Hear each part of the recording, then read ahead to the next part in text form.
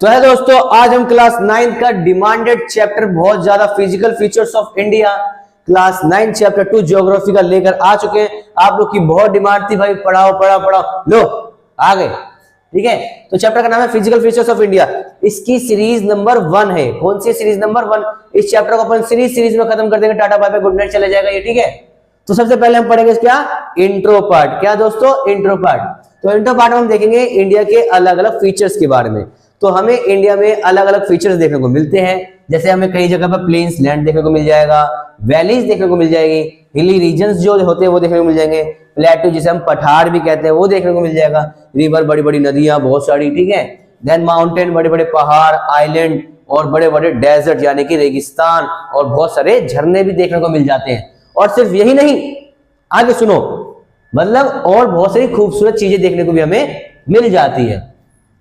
तो यहाँ इस फॉर्म में हम कह सकते हैं हमारी जो इंडिया है डिफरेंट लैंड फॉर्म्स की एक बड़ी कंट्री है। डिफरेंट लैंड फॉर्म्स की एक बड़ी कंट्री है। ठीक है, तो जो हमारा चैप्टर है फिजिकल फीचर्स ऑफ इंडिया, इसके अंदर, इस चैप्टर के अंदर हम इन्हीं में से कुछ चीजों के बारे में पढ़ने वाले हैं। तो क्या क्या है? देन फर्स्ट है the Himalaya mountains and the northern plains and the peninsular plateau, and the fourth one is the Indian desert and the coastal plains and the island। ठीक है, ये 5 हमें पढ़ लेने हैं, देन हमारा चैप्टर फिनिश हो जाएगा। तो हमने पढ़ लिया, चैप्टर खत्म, जाओ घर जाओ, बाय बाय।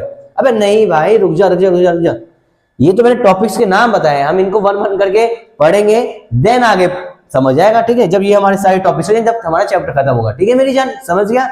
फिर भी कोई डाउट हो बेहिचक कमेंट में बताओ, मैं आपको फटाफट से रिप्लाई दूंगा। ऐसा बंदा नहीं हूं, मैं रिप्लाई दूंगा उसी टाइम। ठीक है, तो मैंने आपको ये बता दिया इंडिया के अंदर अलग अलग फीचर्स देखने को मिलते हैं। जैसे ये फीचर्स है, उनमें से ये कुछ फीचर्स है जिनके बारे में हम पढ़ेंगे। बाय बाय, बहुत मेहनत लगी, लाइक कर देना।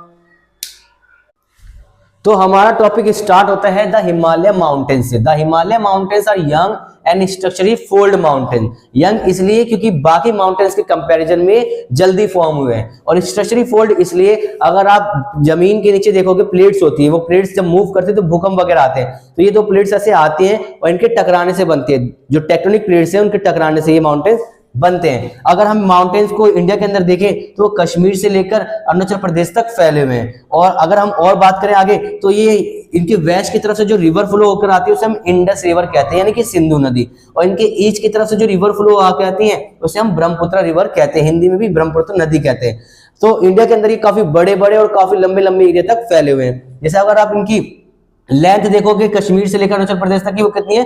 2400 किलोमीटर। 2400 किलोमीटर। तो आप इससे अंदाजा लगा सकते हो कि इंडिया के अंदर इसने कितना